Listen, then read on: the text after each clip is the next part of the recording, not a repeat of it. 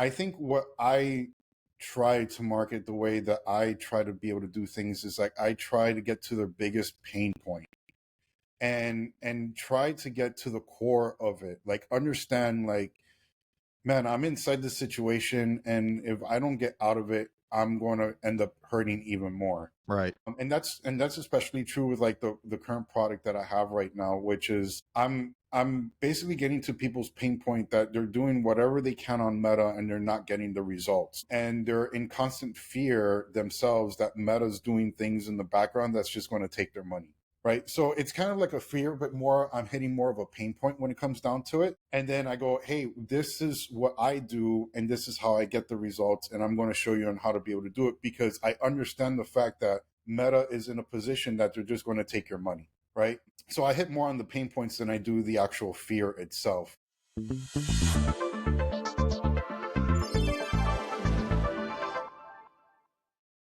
I don't know. It feels like I say this a lot, but I feel like if I'm trying to talk about something, you know, if I'm trying to talk about something, I'll know kind of what I want to say. But the moment I try to read something or follow a script, it's just like I'm illiterate. You know what I mean? Yeah. Like Yeah. I just Yeah. can't. I can't. It's like the words are right there, and I try to read it, and I don't know. I can't.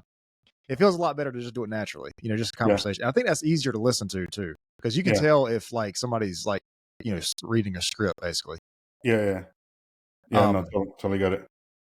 So, but yeah, no. So the way I normally start this thing out is if you want to introduce yourself, tell us who you are, what you do, anything you want to preface conversation with, and then we can dive in from there.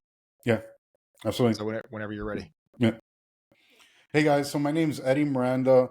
I'm a digital marketing expert. I've been in the field for several years. I've worked with Fortune 500 companies, fitness influencers, and all different companies, all like. I used to be employed as a marketing manager for Grant Cardone, Brandon Turner, and a company called HO Pro Tools. So if you're in the GHL space, you know about that kind of company. But I'm here, just trying to get results for people, trying to make sure that I could help scale other businesses. And what we're going to be talking about today is a little bit about marketing, a little bit about biohacking, a little bit about personal life, and just really get down into getting to know myself and just what I believe in and what I really am vocal about in my life. Nice, nice.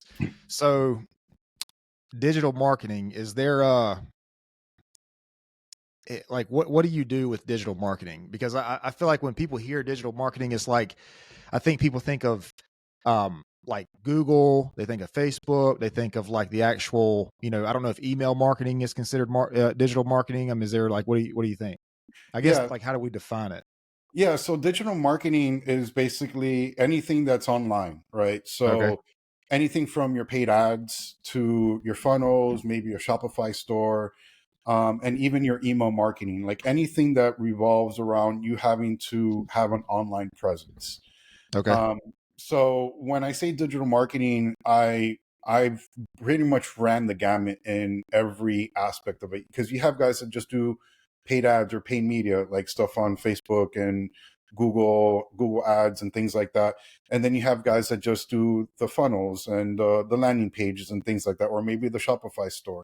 And then you have other people that just do the email marketing aspect of it. But in the sense, like, I've been able to do every single piece of that, from the paid media to the funnel building to the email marketing, all the workflows, all the automations in the background, because that's something I've gotten into, because I've not only done it for myself, I've done it for my clients. But then when I start working for people like Grant, I was able to do every single aspect of that as well, especially as the marketing manager and leading the team in order to be able to do it. So when I say digital marketing, I mean the entire gamut of the front online presence until it either gets to a sale and they get onboarded, or it goes to a sales team and they have to close the deal. Okay. um, what was it like working with Grant, man, or for Grant, or in that space? I So imagine he's got a big team. yeah, dude, it was a humongous team. I mean, when I joined there, it was about 45 people deep just inside of his marketing department. We had maybe another 15 to 20 people remote, and they were all media buyers. And it was a real eye opener, right? Like, it was funny enough, it was one of those opportunities that I always wanted to do, because I go like, if I'm going to give up my entrepreneur journey, it's either to work for Russell Brunson at ClickFunnels or to work for Grant Cardone, which was actually here in Miami. And I got the chance to do it. So it was nerve wracking when I first started working there, like to the point that I lost sleep for a few days because I was like I in bet. shock that I was actually working there. But it was a humongous learning experience because I got to learn really fast with a huge budget, right? Like, who can say that for a campaign, like you spent $1 million in like a month for like a campaign? Like, you can't really say that much.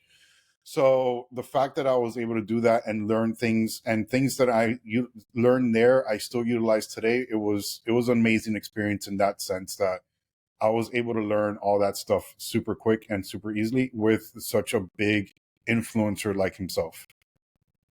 Yeah. Yeah, no, I imagine, man. I've seen clips of him, online or whatever, and I don't know how that works. I guess he has maybe somebody filming. I don't know. Maybe you were a part of that, like putting that out on the internet. But I know he does like these little, like just the presentations and stuff. I've seen clips. Uh, I don't follow him. His message just doesn't resonate with me. I mean, I follow other Yeah. people in that space, um, but I know he's big, and I don't really know what it is. I guess he does real estate. Is that like his main thing? I know he does like the teaching about it, but then he Yeah. does it. I think he does real estate. Yeah, so he does several different things. One, he teaches people on how to generate sales with a sales team, or how to be a Okay. salesperson. That was his main thing because he came out of the car sales industry. So when he broke out on his own and started teaching people, that was the first thing that he did. Then from there, he started showing people on how to be able to do marketing. So, like, I don't know if you know, he did this one show called Undercover Billionaire, Mm, and he actually showed people on like how he was actually able to build a marketing agency from the ground up, and now he teaches them how to be able to do that. But his main pet project right now is actually real estate. So it's doing multifamily homes, which means like, apartment complexes, things like that, right? Like, so that's his main thing. And when I was working for him, I not only worked on like the events that he was doing, because that's another thing he does. He does a lot of events, teaching people about business, teaching people about sales. But when I became his marketing manager, I was basically helping his real estate products, which was his real estate webinar, his books, and his live events as well.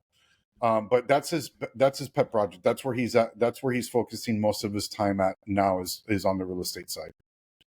okay. Yeah, that makes sense. Um, so what do you think? Like, marketing at that level and marketing at the small business level, I imagine it's completely different. But I also imagine there's a lot of things that work sort of the same, just on a bigger scale. So, if do you work with like small businesses, Yeah, like marketing?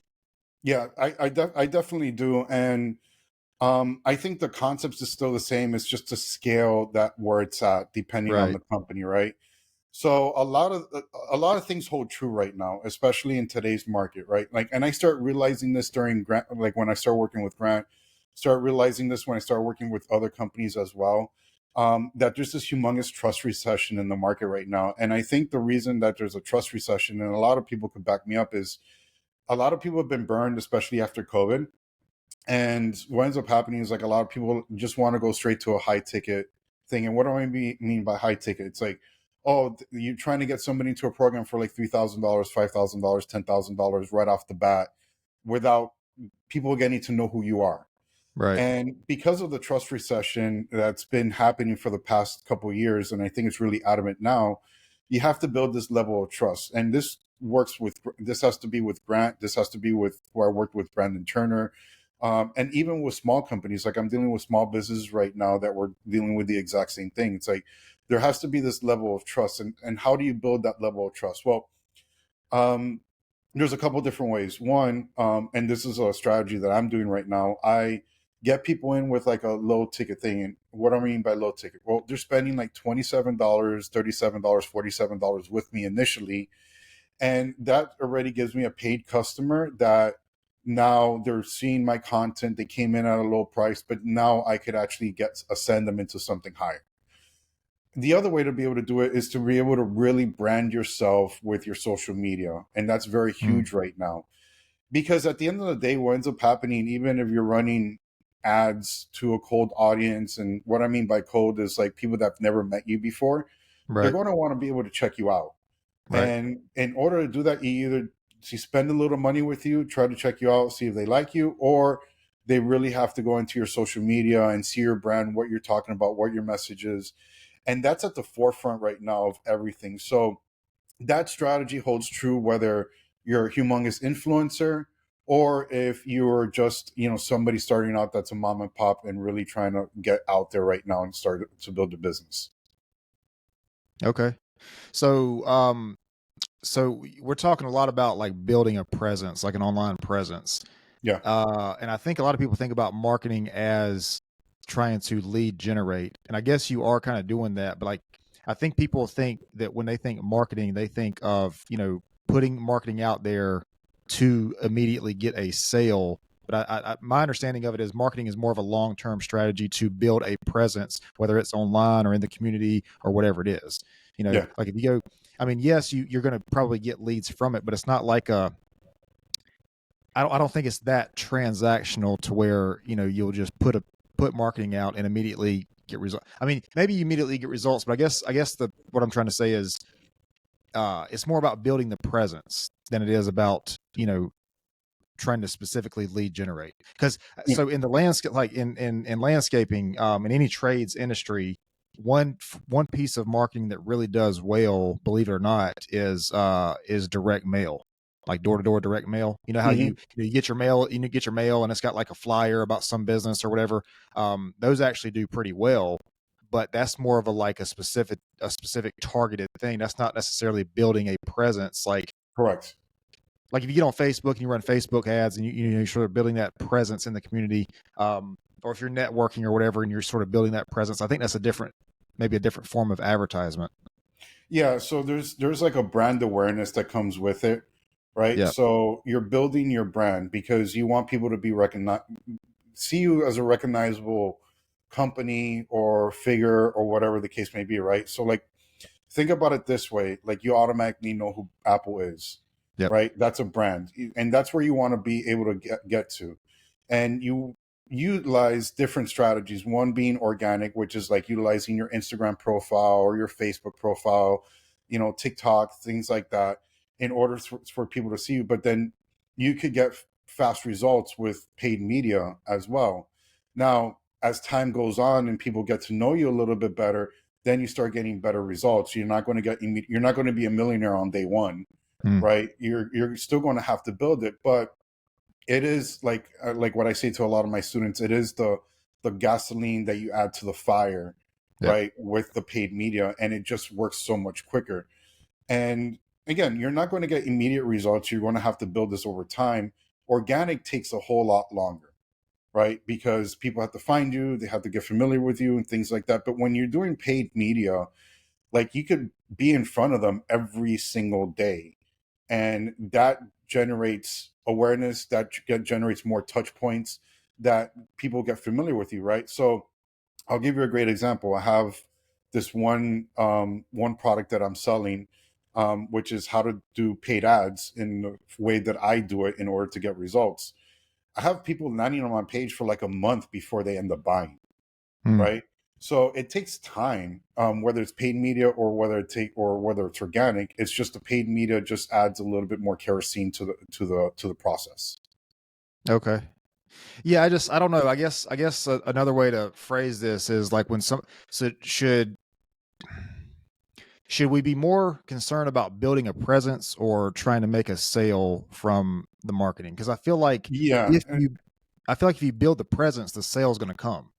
yeah. If you build the presence, at the end of the day, that's what holds up more weight at the end of the day for you to be able to make the sales in the long Right. term, right? So I think about it this way, right? Like, and this is a weird analogy because I actually used to be in the network marketing industry. And when you get into network marketing, the network marketing company actually tells you push the product, push the product, push the product, right? But if you actually see the people that are successful, like if you really look at what they're doing, they're building their brand. Hmm. And when they build their brand and they're like, hey, we're moving from one company to another, guess what happens? Everybody follows, right? Yep. So the brand holds more weight than you just going after the sales initially. So yes, building the brand is going to give you long-term longevity in this process than just going straight for a sale and not building a brand whatsoever. Yeah. Yeah, that makes sense. And that's what I was saying. I guess it's like it's the long term game, you know. Um, it's just, man, when you're a small business and you're trying to generate cash flow and you're trying to like survive, you know what I mean? It's hard to think about it that way because you're like you want to sell right now, you know? Yeah, and it sucks because we do want that sale right now, but I mean, think about any sales process, right? Like you're in landscaping, right? Like they have to see your ad, they have to see the need. You have to do a couple of touch points with them. You probably have to jump on a couple calls, maybe see them a couple of times before, like, okay, yeah, I want you to start coming over and doing the gardening for the front and the back of my house, do tree trimming every 3 to 6 months, things like that, right? So it's a sales process, like, but you have to build that relationship along the way, right? No high ticket sale is an immediate sale. Every Right. high ticket sale I've noticed takes about 45 days. And this goes back to like even when I was building websites and doing graphic design, like I'll get a client that's interested in doing a website. Well, it would be a month and a half before I actually signed that contract, right? And that's with anything, right? But you have to keep on speaking to them, elude all their fears, making sure that you're the trustworthy person in order to do it for them, right? Handle all the objections that they may have, right? So it's always going to be a long term play. But when you build that brand, people funny enough are going to be seeing you for a while, right? And then once you go, hey, I got this thing I want to offer you, they're like, okay, let me buy it. But you don't know how long they've actually been seeing you for. They could have been seeing you for 3 months before you actually presented the offer. Yeah. Yeah, no, that makes sense. And I think you mentioned sort of your personal brand and how it represents your business. I don't think people think about that enough. No. Um, so I have the landscaping company and I also have a coaching business. And one thing I tell people in the coaching space is like the core values of your business or your company are extremely important. And I like you can if you know what those core values are, that should be where you're kind of funneling all your training goes through those Hmm. core values outside of the technical stuff. It goes through the core values. Yeah. And I feel like, with the landscaping part, as far as my personal experience goes, I feel like it was built around several different like qualities or maybe traits, but like those things, if I step back, if I take take a step back, it reflects who I am. So it's like my personal brand. Yeah. Now that's completely, I'm learning that that's completely different from the coaching space. But at the end of the day, with my experience in these two spaces and then people that I've talked to and work with, it all comes down to that personal brand and that credibility that people that people try to or want to see in you before they make a purchase. um Yeah. And the thing is, it's like your personal ethos comes out in the brand, right? So, and again, I go back to something like Apple. Like you go to Apple and it's Steve Jobs written all over it, right? You go to Microsoft and it's Bill Gates written all over it, right? Like like Amazon, it's like you see their personal ethos throughout the entire thing. Their what they believe in, what they're about, what their ethics are. It stands out inside of that brand. So yeah. you're not, even though like you don't see them as direct face of the brand, like their face is not all over every poster or every advertisement, Hmm. but their characteristics are inside that brand, and you know it. So what you believe in is what gets transferred into what your company is and how your company is built and what your company believes in, right? I think a great example of this is like somebody like Dan Martell. Like if you see what he does, like as far as what he believes, like it transfers into everything that he does. Like I have a few friends that are inside of his coaching program, and they're like, we cannot speak a word inside of the coaching program unless if we've actually done our workout for the day, Mm. because he believes in it and that's his ethos, right? So it totally transfers into what you want to project inside of your company, your brand, and everything else. Yeah. Yeah, and I think I mean, I think the key point here is that we are all marketing ourselves, whether we're conscious of it or not. Like, just Yep. because you're not running a campaign doesn't mean you're not marketing yourself. Yep. You know, Absolutely. and I don't know, man. I just think it's like, I think once you have a reputation in your business, or I guess even your personal life, where you can't be trusted, or you're not, you're not maybe an expert in your sort of space. I don't know that you can come back from that, because Hmm. what's the phrase that if you have a happy client, they tell one person; if they're unhappy, they tell 10 people, or something Yeah. along those lines. Yeah. And I mean, I guess that's true and not true at the same time, right? Because believe it or not, I think your biggest haters are actually your biggest soundboards. Hmm. Because if they don't like something that you did, right, in their perspective, they will sound it off to everybody. So Yep. you actually end up getting known more. Now, the intriguing part about it is that those people that hear it will actually start looking at your stuff, whether it's your Instagram or your brand or whatever the case may be, and they're going to be like, I don't see it that way, right? And Hmm. then they could have a different point of view about who you are and what kind of person you are, right? So I think it's equally as good, like having people that love you and having people that hate you. I just feel the people that hate you will have a more sounding board over you and speak more about you, right? Because they have to say something negative, that more people will start knowing who you are, and then like they'll find out who you really are and be like, no, like what this guy said wasn't necessarily true in my perspective, and they actually become a follower. Hmm. That makes sense, because I think I think used to something like a Google review or something like that would had a lot more weight than what it does now. And I Hmm. think people I think we've sort of somehow figured out a way to like filter out, like, I don't know, you can just tell when a Google review, I feel like, is not authentic. You know what I mean? Yeah, Like, if the person is just like complaining about something, I mean, that used to be a huge thing. And I'm not saying it's not a bad thing now, but having one bad review out of hundreds that are good is not the same thing as having consistently bad reviews. You know what I mean? yeah, So, and I think there's been a shift in that. And I also too, and I don't know if you see this on your side, but I think just in business in general, there's been more of an openness about some of the things that people say, some of the things that they speak about. Like, what is it? Who's the popular one for kind of roasting everybody? Is it Wendy's that roast everybody on Twitter or whatever? Like, they'll make these open statements. It's just like, it's hilarious, and you can't believe a giant company is doing this. You know what I mean? They'll yeah, just call people out or whatever. But anyway, there's just more of this openness, and that's something I talk about in the podcast space a lot, because I think one reason that podcasts are so popular is because people are craving that authenticity. They're craving that openness yeah, from celebrities or politicians or whoever. yeah, And I think sort of businesses are shifting to that too. I mean, you just, you don't see it as much as, I guess you see businesses like speaking out more, instead of just trying to, play a character of what of just a front, yeah, basically, if yeah. that And, makes and sense. they're taking the negative and putting it into a positive spin, right? Yeah, I forgot who it was. I think, if I'm not mistaken, I could be completely wrong. I think it was Burger King. They had something happen with like one of their ads. It was like misspelled or something like that, and then they just elevated the heck out of it and yeah, making it a funny thing.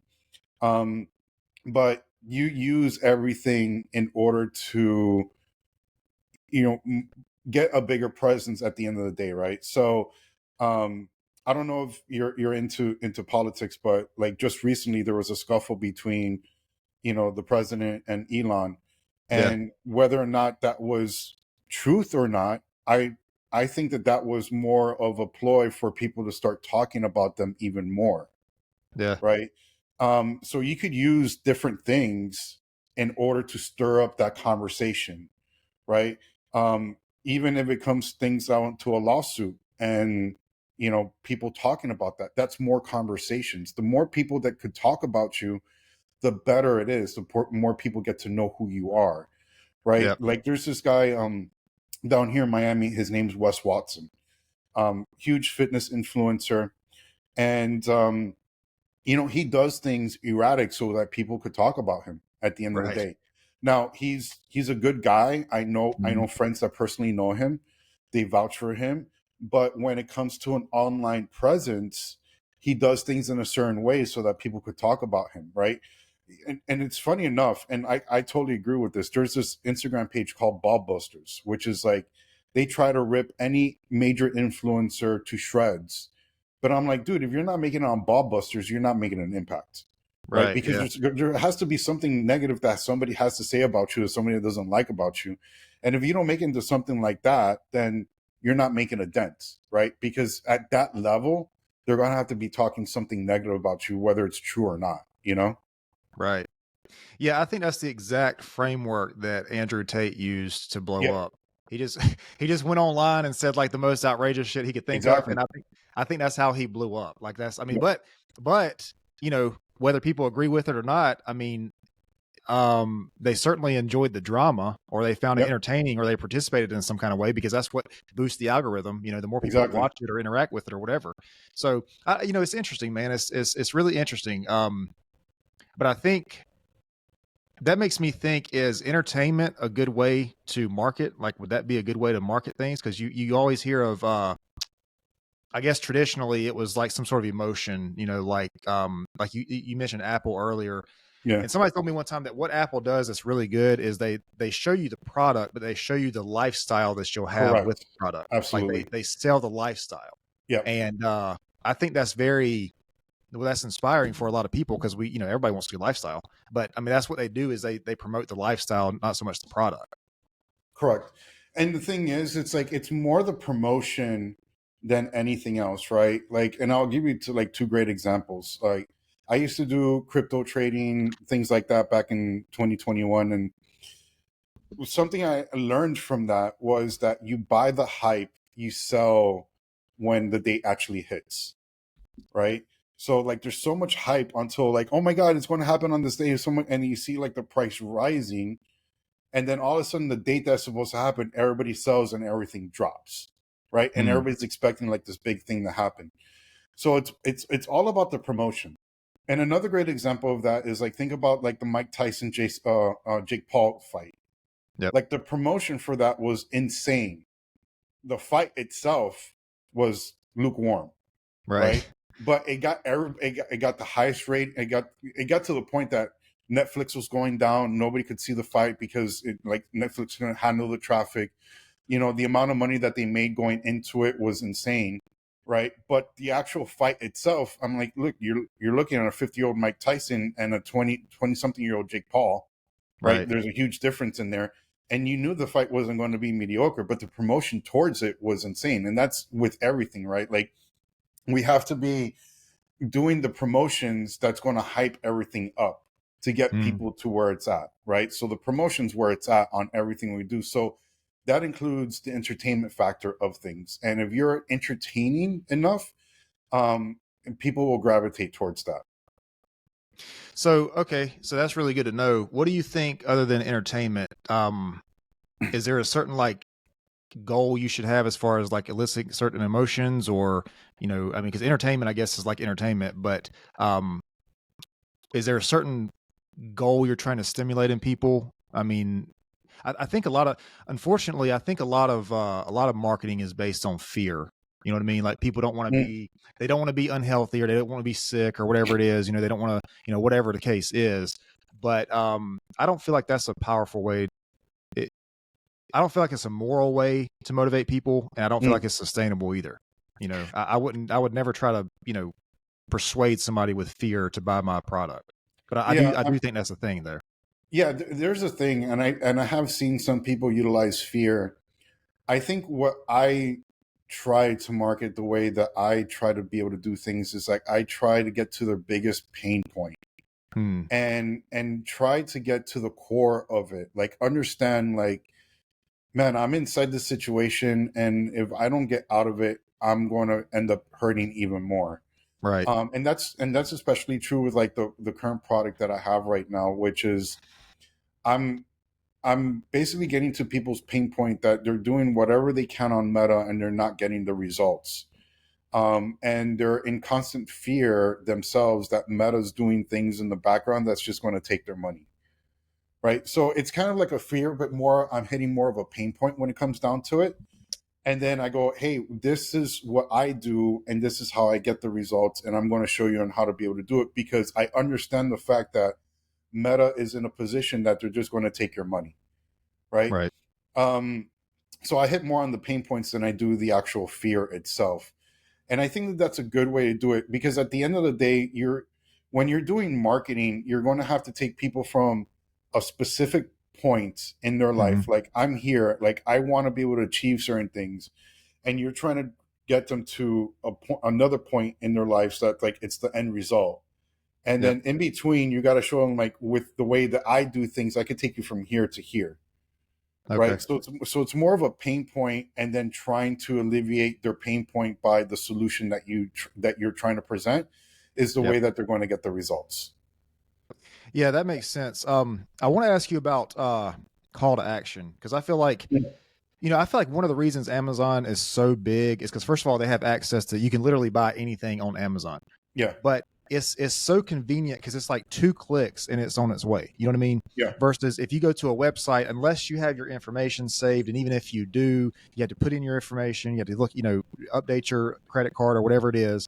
But I feel like is if you can make it as simple as possible, if you see this ad or if you see your website or whatever, to hit a button and then connect with you, I just feel like mhm, however short that path is, I feel like you're going to get a lot more, a lot better results. yeah, And one thing, I'm like this. Like if I see that I'm trying to buy something and it's online and it's a huge process to go through, I have to go through all these different steps. Unless I really want that thing, I'm probably not going to go through all those steps. yeah, I mean, it's just, I don't know. I just feel like that the pathway to seeing the thing and then having the thing purchased, and it sounds obvious that should be as short as possible, yeah, but I mean, it's not. You go to some of these websites, like these clothes or whatever it is, it's just like a whole, like you have to create an account and you have to put all this stuff in, and it's like this whole thing, yeah, and I guess, I don't know, I guess we're used to sort of Amazon being like 2 clicks and it's done. But yeah, I yeah. mean, and Because they all have, your there's apps. There's the Shopify app or whatever. They have these apps where you can kind of do that, something similar. But yeah, I don't know. I just feel like the call to action when you're putting this stuff out there, should be, I guess, as simple as possible. Yeah, when it comes to like a direct to purchase, like absolutely. You want to be able to make it at least frictionless as possible Right. in order for them to be able to buy that product, or um that course, or whatever the case may be, right? Like you want to be able to do that. And you said Shopify, and I think Shopify does a really, really good job at trying to gap that those steps, right? Yep. Because if you go to like any other website, and I mean, I stopped using it a long time ago, but there's this other platform um, that you used to be able to build a store on, and it was very clunky. And Shopify came around, and you're able to make sales much easier, because the path from add the cart to actually the sale and entering in your card information became less frictionless, or I'm sorry, more frictionless. And doing that, it's going to give you a better buying experience. But Hmm. now, like if you notice, if you go like on something like Shopify, you have like Shop Pay, you have Link, you have all these kinds of things. So, and like Link is actually pretty awesome, because it already has your saved information. All you have to do is just get a 6-digit code on your phone, add that code in, and all your information already populates, and you don't have to think twice about it. Going back to how Amazon kind of treats it, right? So when I'm doing my sales pages for my digital products and things like that, I have that in consideration as well. Like, how can I make this as easy as possible? And it so happens to be like I have things like Apple Pay, I have things like Link on my checkout pages, so it makes it more frictionless in order for people to be able to buy. They could get the QR code, they could do the Apple Pay on their actual phone in order to check out much easier. And Hmm. once I implemented that, I actually saw my skills actually start skyrocketing, because of the fact that when you're like when you pop up my ad like on Facebook, you're opening up on Facebook's browser, and you don't Right. have your saved information on there. You actually have to go and get your card, fill out the information, things like that. But when you have those things like an Apple Pay or a Link in there, that actually makes the buying experience much quicker and easier. Like, you'll be surprised on how many people actually use something like Link or Apple Pay on my page now in order to buy it than actually them whipping out the card, because it's more friction on Facebook or Instagram once that page pops up, that you actually have to physically enter in all your information.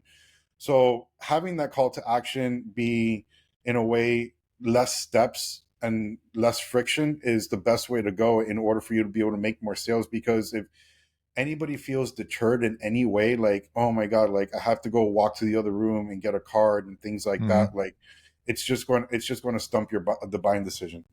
Yeah. Yeah. And that's a good thing to talk about, man, because I think a lot of small businesses, they'll think about like their customer, their clients buying experience, what it's like working with them. And I think most of the time, as far as they go, is the work that they do, the quality of work. Do they do a good job, in whatever field they're in? And Mhm. that's important, but it's like there's a lot of different things that go into that buyer's experience with you. Like, Yeah, if it's 2025 and you're only accepting checks, you don't have any way to accept, electronic payment or anything. I mean, yeah, that's like a bottleneck because of who wants to do business with you, because it's not convenient. Because yeah, I like mean, your competitors are probably taking electronic payments. You know what I mean? So we got to yeah, figure out some kind of way to kind of get there. And then it's like, how are you doing your scheduling? Because very few people anymore are actually writing things in a calendar. It's all on your phone. yeah, So do you have a system for that? How are you doing emails? I mean, all these things matter. And so I think you said it. The buying experience is important, because it's the quality of work and the accuracy of your work, and do you do a good job? That's a big portion of it, but it's only a portion. There's other yeah. things that go into how easy it is to do business with you.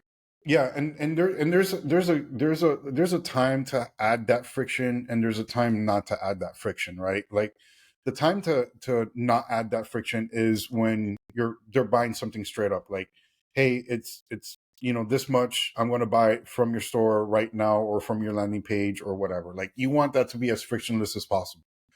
But if you're wanting to sell like a higher ticket and you have a process in order to qualify people, right? Because you want to make sure you have the best quality Right. people jumping on calls, then that's where you add a little bit of friction, because Yep. only the people that are really wanting to go through the process are the people that you're going to want inside of inside of a phone call to be able to sell people and things like that, right? So there's a time to do it and there's a time not to do it. You know what I mean? Yeah. Yeah. That's actually a really good point, because everybody that reaches out to you to do business, you might not want to do business with every single person. Exactly. Yeah.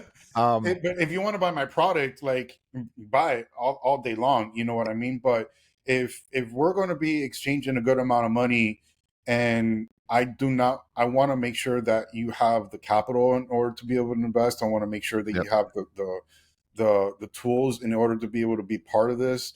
You have the right mindset, things like that, right? Like if you're going to be investing a good chunk of money with me, I want to make sure that you're just not going to be one of these people that are going to be nitpicking every single step of the way, that you could trust me enough that we're going to go through this process and I'm going to get you through it. Then, having just anybody just come in and they're going to be like, oh man, can I just like pay, $50 a month? I'm like, no, like, dude, this is a $10,000 program. I'm not going to have you pay $50 a month just so you could get in. You know what I mean? Like you Yeah. want to be nitpicky in that sense. But if it's like a regular product, like a small digital product or a small physical product or whatever the case may be, you know, you can't control somebody walking into Dick's good sporting goods and buying whatever they want to. You know what I mean? Mm, A sale's a sale at the end of the day. yeah. Yeah. It's just, I don't know, man. I think, going back to the small business thing, I think most small businesses, just like everybody, they're just the business is like surviving off of a month to month or whatever it is. And sometimes you're like scared to lose that client or whatever. But sometimes, man, if it's a situation like what you're talking about, these people might be costing you more Yeah, or as much as you're making off of absolutely, them, if it's just a headache to keep them around. absolutely. And I think that's kind of what I was saying earlier, like going back to the whole openness and like the businesses talking about this stuff. It's like, I think it's more common these days for, at least I'm seeing, um, businesses fire clients or customers rather than vice versa, because, it's just, I don't know. I think people are just kind of over it. Yeah, yeah, yeah. We definitely are, man. I mean, and it just gets to the point. It's like like kind of like what you were saying before, like if I get like any client and costing me more, like we're like kind of over that, right?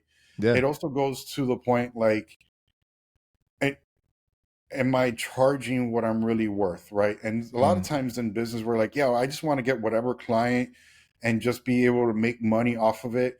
But what ends up happening, one, we're devaluing ourselves. But right. then when we devalue ourselves, we get clients that are not respectful of our time and not respectful of our skill set and our value, that they end up sucking the life out of us and sucking the life out of our business.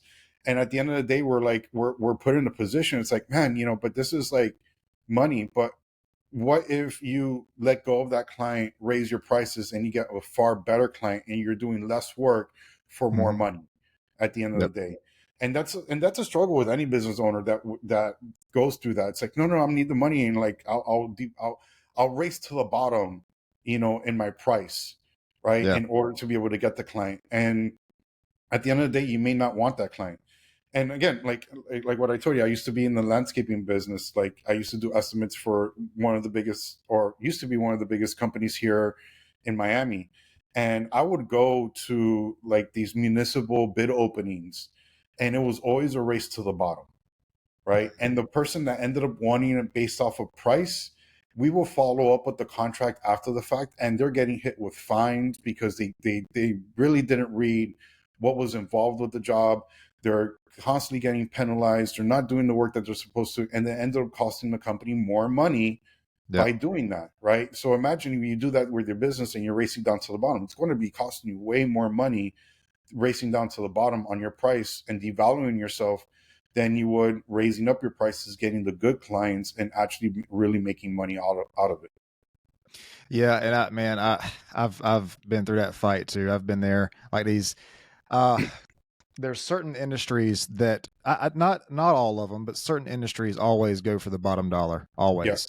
yeah, Um, and sometimes it's middle of the road, whatever. But yeah, you're exactly right. The people, especially in something like landscaping, that's ongoing, that's something that needs to be done consistently. If it's not, and if it's the cheapest price, and if the person's not doing what they're supposed to do, all that's going to happen is it's going to get behind, and somebody else is going to have to come in and catch that up, and it's going to cost even more money than what it would, to begin with. yeah. So yeah, I mean, you're exactly right. You mentioned something right there that I wanted to ask you about. You were talking about what did you say before you said the meetings you went to, these landscape, like for the quoting for the landscaping? What were we talking about just before that? Oh You my remember? god, no, I don't. I can't, I I don't. don't I don't remember. I was going to ask you. Yeah, it'll. I'll think about it. But Oh, about the value and the quality of the customers that you're getting based off of the price that you have, like to stop devaluing yourself. yeah, we were talking about that. Yeah, I don't know, man. But I think you're right. I think some sort of process or some sort of thing to kind of filter out who's going to be a good fit and who's not. Oh, I think that's so you're talking about like the qualifications and things like that yeah, in having order. some sort of, I guess I don't want to say screening, but it is what it is. I mean, some sort Yeah. of screening process. You know. Yeah, like having like an application process, things like that, like Mm, like as much as like the customer's qualifying you, you want to qualify the customer, right. Right. right? Like they're seeing like, yeah, I want to work with you, but like, do you really fit what we're doing? And I think when any company really nails down the the type of customers that they really want, I think that that's going to be a win-win, right? And like I'll take you even to like the landscape, right? Like you would want to be landscaping houses that are 2 to 3 acres. Um the the the owner of the house is a doctor or a business owner, a multi-million dollar business owner, that they know that they don't have time in order to cut the grass, and they may be picky, but they're willing to pay top dollar in order for their place to really really look nice, because they always have parties coming, people coming over, Right. they always Yeah. have guests, family coming over, and they want to make sure that the house looks nice, right? Yeah. Versus, you're in the ghetto and you're trying to get those clients that just want to weed whack and just cut the grass, and you're charging them $60. You get what I'm saying? Yep. and they're going to be more of a headache because they're probably because they're just going to be up your butt because like why aren't you here, things like that, you know what I mean? So it's just if you know the kind of clients that you want, putting them through an application process is the best way to know who you're going to be speaking to on the other end. Yeah. And that's a really good point, man, because I I don't know. I just feel like I think a big part of marketing is that a lot of people don't think about is that customer research aspect of it. It's Yeah. like what am I going to put out online, or what am I going to send out to whatever, like what kind of flyer do I have or whatever it is. But I think customer research is huge because you have to know who you're selling to and who's going to even be trying to buy your product. Yeah, and you can't be like, oh, my client's everybody. Your client's not everybody, Hmm. right? Like Right. there's a particular group of people that's specific for your product, right? Um, like a baseball bat, you're not going to be marketing a baseball bat to everybody. You're going to be marketing baseball bat to people that like baseball, Yep. right? So when somebody goes like, yeah, I market to everybody, I'm like, then you're marketing to nobody, right? Because Yep. you're not getting very specific. There's this simple phrase that's like the riches are in the niches, Hmm. and when you're marketing to everybody, you're going to end up going a race down to the bottom, right? Your product's going to be cheaper, things like that. So, but when you niche down, you can actually make it more expensive, right? So, what's a good example of that, right? Like you could be like, hey, I'm marketing to business owners.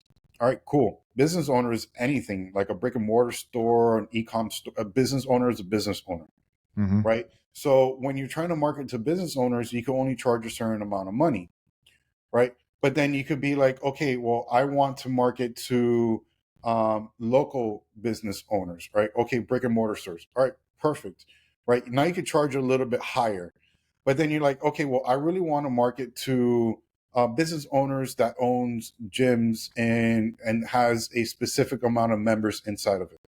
Yep. Now you could be really, really niche and charge more because now you're in a specialized market, right? Hmm. So the more niche you actually get, the better and much higher your value and your price can actually be in order to get. And once you nail that down, you'll be like, okay, well now I know exactly who I'm going for, and I don't have to second guess it. I'm not getting, an ice cream shop one day. I'm not getting a restaurant the next day, right? I know that I'm specifically going for gym owners that have 200 members or more inside of their gym, and I'm going to be providing them this service.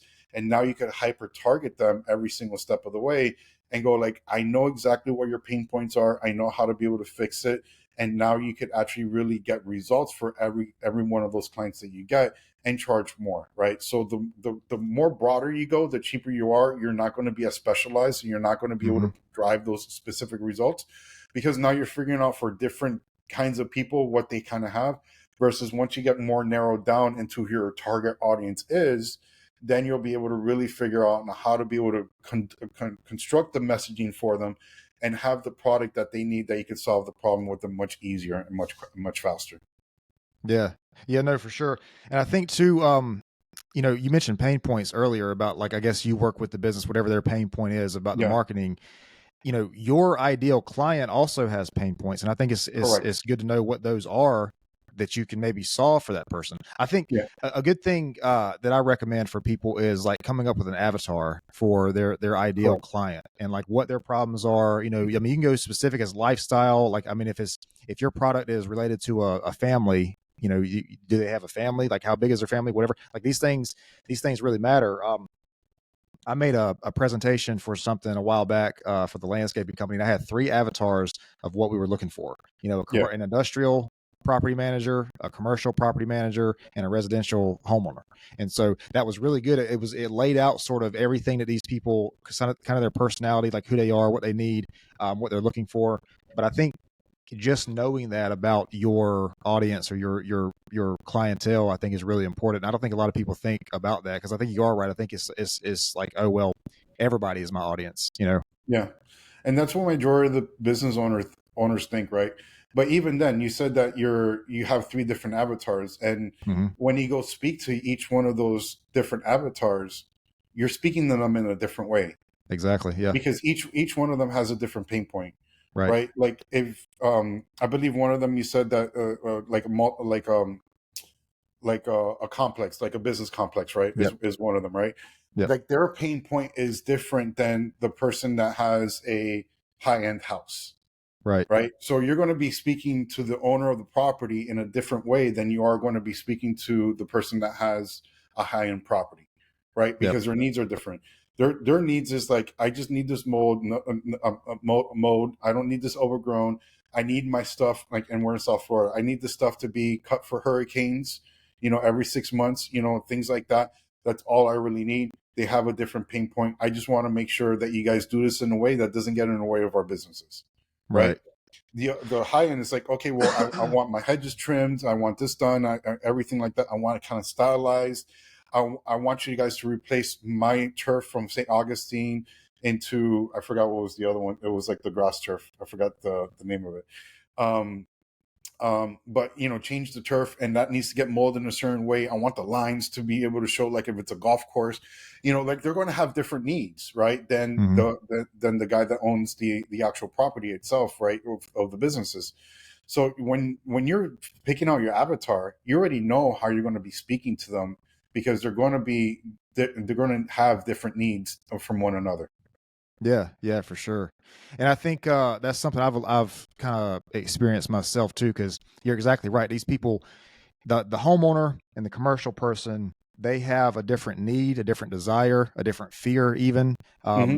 they're talking to you for a different reason. One person, this is their job. This is their job to interact with you and talk to you. And one person owns their house, and they have a job completely unrelated to their interaction with you. So it's, I Right. mean, these things are important.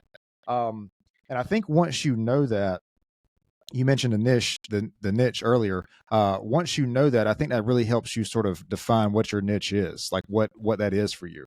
Yeah. Because, or maybe vice versa. Maybe you understand the niche first, and then you understand the avatar. But you have to know one to know the other. I feel like, because it Yeah. just goes hand in hand. Yeah, it kind of goes hand in hand, right? Because one, you need to figure out what you want to do, who you want to be able to target. Once and again, that goes hand in hand, because like going back to like the gym owners, right? Like I know I want to be able to hit gyms that have 200 members or more. Okay, well, Mm. that's a specific person that now you need to figure out how they act, what they're thinking, what's going on in their business. You have to do the research on what's going on in there. So it kind of goes hand in hand, because you can either one pick, okay, I want to go after gym owners that do this, or I want to go after gyms. You get what I'm saying? So it does Right. go hand in hand, but you still have to do your research and how they act and what they feel and what their major pain points are, and what how to be able to solve it for them. Yeah. Yeah. No, for sure. I want to ask you this before we close. Do you do anything with like X, like Twitter, formerly Twitter, like promoting on X? Yeah, so I mean, I've done Twitter or X ads, um, and I've been on X. I actually stopped going on there a while ago because I got too consumed with all the news. I'm like, I had to stop. Yeah. Yeah, Um, you'll drown in that stuff over there, man. yeah, all day long, dude. Like I had to turn off the notifications because I got tired of. I mean, dude, that's like one of the spots that you know what's going on in every single moment of the day, which is Yeah. awesome, but it's also bad at the same time. So my experience with like X ads is that it's it's a weird place, because one, it's brand new, Hmm. and the way it kind of works is like what we mentioned. It's like a very news cycle kind of a place. So when you run your ads on there, you have to make it relatable to what's kind of going on in the world right now, or what's going on in your industry as far as the news is concerned. So it can be very, very good. Like I've used it for different companies, and we've gotten really, really good leads out of there. In fact, probably better than Facebook, but the response rate from that is not as good. Like you'll get a lot of people coming in, checking it out, things like that, but the conversions are very low, but the quality of the people coming through there is very, very high. That makes sense. Yeah. I'm trying to grow my X account, man. I don't really understand it that much. I haven't had it long. I just made it last year. Because I never had Twitter. Yeah. But I do appreciate the openness and the freedom of speech that's on there, even though it sounds like the freedom of speech is one of the reasons that we have all the, all the news and stuff. Cause you're right, man. I made the mistake. What, maybe it's not a mistake, but I made a mistake of like following people, that I maybe agree with or trust or whatever. Yeah. And it turns out all these people have an opinion on politics or whatever. So then I had to go and find somebody who was more neutral. I had to go find like comedians to kind of balance my algorithm because I was getting all this political stuff, man. I was like, Yeah. damn, I need something that's positive here. So let me go, find a motivational quote page or whatever. Follow Theo Vaughn or whoever, get some laughs out of it at least, man. It's like, because I mean, I don't know. Elon Musk is, he's, I've always respected him just because of what he's been able to do. I mean, he's a really intelligent guy. He's got all these things going on. I think he kind of lost credibility with people when he entered the political space, even though I felt like he entered it, for a right reason. Yeah, I agree. But that dude is like he tweets all day long. Like he puts up stuff all day long. Dude, I think he's like sleeping or taking a nap, and then he opens up his eyes, does a tweet, and then goes back to sleep. Like, yeah, dude, he's and that's him all day long. Like, he's actually doing that. Like, but but one of the reasons I went there is because I wanted the news without censorship. Like, I wanted to know exactly what was going on and not be filtered like Facebook does it. And I mean, you can find out a lot of things on TikTok, but even TikTok filters some things. Yeah, they do.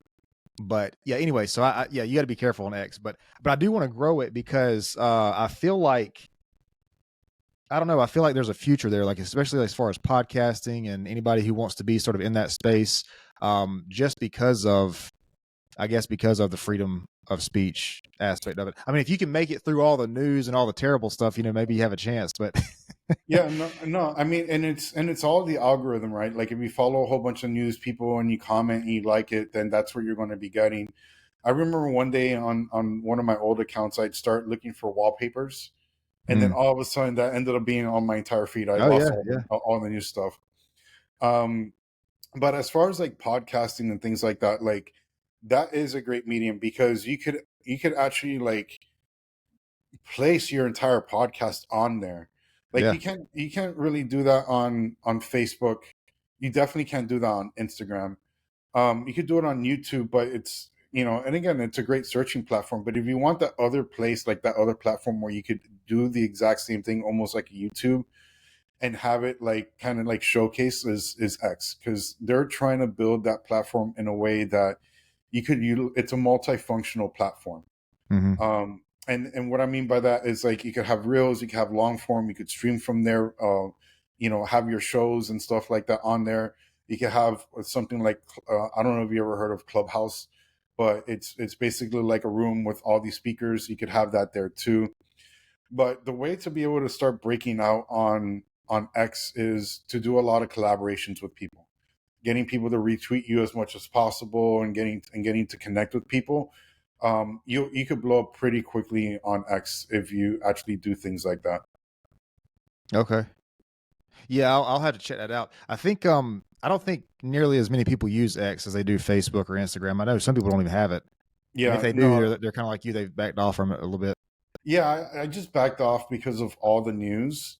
And like, I actually went on there recently because I wanted to do a promo and things like that. But again, I ran into the same situations I ran into before. A lot of clicks, nobody really converting. And yeah, I just for like my mind's sake, I had to get off of it so I could focus on my business 100%, because otherwise then I would just be like, oh my God, like, this happened here and this happened there. And, this happened in California. I'm like, okay, like, I just need to get off of it as much as possible, because it's very, very news centric.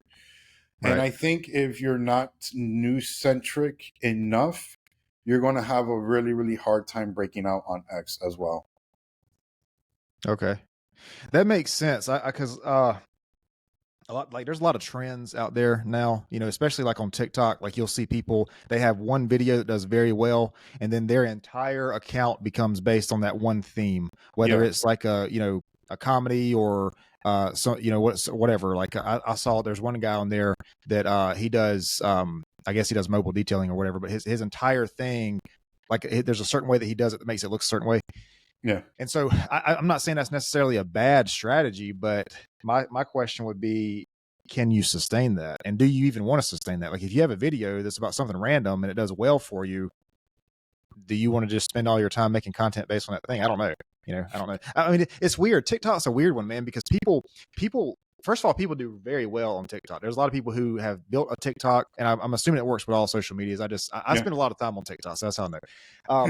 But they do very well, and then they'll do these lives or whatever, and next thing you know, they have a product they're trying to sell through their TikTok, or like a coaching package, or a website, whatever it is. Yeah. And so I guess the philosophy is you build an audience, and then once you have an audience, you can market whatever it is that you're trying to market to the audience. Yeah. But a Yeah. lot of people do well from that. Yeah, and the thing is, like, you have to feed like whatever your audience wants, right? Like, you test out all this different kinds of content, and especially on TikTok. And then if one content does really, really well, they're like, okay, well, just make more of that, right? Mm. I think a great example of this is like what Ashton Hall did with his morning routine. Like, he's done like different kinds of content, but then like once he started doing his morning routine, and then he started getting the feedback from that, he just started doing more of those kinds of videos. Yep. And he just kept on going viral. So you have to see what your audience wants. And once your audience responds to it, then that's where, you start doubling down on what's working, right? You found your formula. Funny enough, my wife just interviewed this lady on her podcast, and she's on TikTok, and she talks like with these little hands. Oh yeah. So then like she does that all the time. So like now she does videos, and she blows up because of that. But you have to find out what resonates with your audience. And then once you find out what resonates, then you double down on that. And sometimes it may be something you don't expect. At the end of the day, you just did something random, and like, oh, well, that kind of worked. Like, let me do more of that. You know what I mean? Yeah, that's a good. I guess my thing is, like I said, the sustainability, and also too is the purpose behind it. Are you doing it just to entertain, just to have an account, or are you a person who's has a business and you're trying to build your presence? I mean, the purpose of it matters. Yeah, absolutely. So and the sustainability, it just depends, right? Like, man, there's this guy on TikTok. Actually, there's a couple of them. One of them is what was the guy that says, is like, I was 40 years old until I knew this, right? And he always does something that's like, I didn't know this, and he does it. He's like, oh my god, and that's how he starts, and he's known as that guy now, right? And there's another guy called like the what no way. He's like, he sees a video, and he's like, what, no way, and then he actually does it, and he's yeah, I've seen that guy. Yeah, but that ends up being his thing, right? Now they make shirts, they have a website, they have a brand based off of that, right? People know them for that as well. So whether it's sustainable, it's up to the person of whether they want to make it sustainable or not, and if they want to lean into what their audience just resonated with them about in order to carry on that presence. Yeah, that makes sense. I don't know. I feel like, for me personally, it would need to be aligned with, I guess maybe what I find interesting, which I guess, I don't know. I guess these people are interested in it. It doesn't matter. But I think what I would like to do is get my TikTok. If you have over 10,000 followers on TikTok, you can stream through a third-party service directly to TikTok. And I'm not quite there yet. So in other words, this podcast, if I had 10,000 plus on TikTok, I could stream from this directly to TikTok's live. Can't do that. Yeah, you can't do that unless you have 10,000 plus. I think you have to have 1,000 to go live, like through the app itself. But if you have 10,000, you need the 10,000 in order to use something like a StreamYard or a Riverside or something like that. Yeah, because like when I do this podcast, I stream to several different places, but TikTok is not one of them, because you have to have that lot. You have to have 10,000 plus. Okay. But yeah, man, it's been good talking to you. I got another call coming up in a couple minutes. But I'm gonna let you get out of here. If do you have social media, website, or any kind of links you want to share while you're here? Yeah, absolutely. So you guys could find me on Instagram. My Instagram is Eddy, EDDY, D for Daniel, Miranda. Same thing with my Facebook as well. So you can find me on both platforms. And then as far as like what my website right now is, basically my Meta Ads Essentials. It's my paid ads course that I'm utilizing, helping people with. So that's Meta META Ads Essentials with an S.com. And you could check it out. And if it's something that you're wanting to learn how to do paid ads and make sure Meta's not taking your money, then that's something that you guys could grab and and just have fun with it. All right. And if I think if you send me that stuff, you might have already, but if you send it to me, I'll put it in the videos. Yeah, absolutely. Yeah. So one thing I ask everybody before we close, if you could share one of the most important lessons you've ever learned, it can be from your personal life if you're comfortable sharing it, or your career. Working with Grant, what do you think is one of the most important lessons you've ever learned? I mean, I think it's one lesson that I'm really learning right now is really letting God be in the center of your business, not only in the center of your life, but the center of your business. Because there's been times in my particular business that I'm like, hey, I got this, like I don't need God, like I don't need any of that, you to intervene in what I'm doing. I got this. And I don't know how many times I've fallen flat on my face. But then when I start really listening to what God wanted me to do, like everything just started exploding. Yeah. So one of the major life lessons that I'm going through right now is just making sure God's in the center of not only your life, but also your business, and make decisions based off of what he really wants you to do, not what you want to do. Yeah.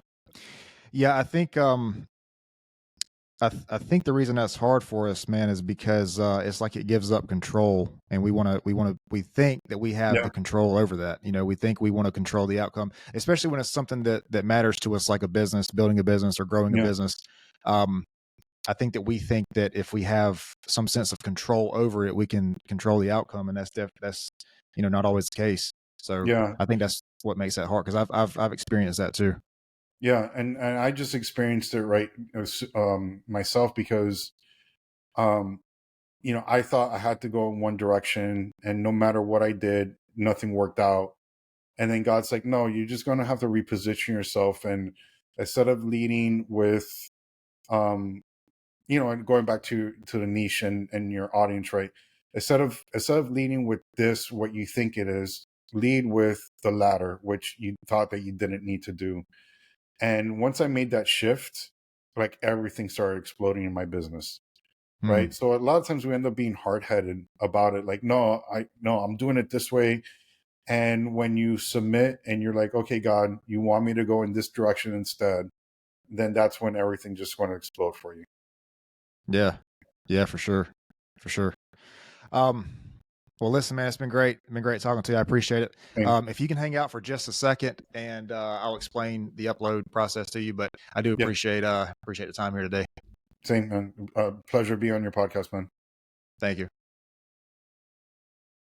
Hey everybody, listen, I really appreciate you guys tuning in today, man. If you like the content, if you found this episode useful, you can visit us on social media. That's YouTube, TikTok, Spotify, Amazon Music, Rumble, Instagram, Facebook, and Google and Apple Podcasts.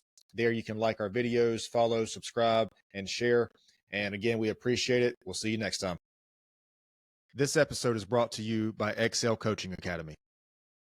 Hey guys, I'm really excited to let you know that I started a mindset coaching business.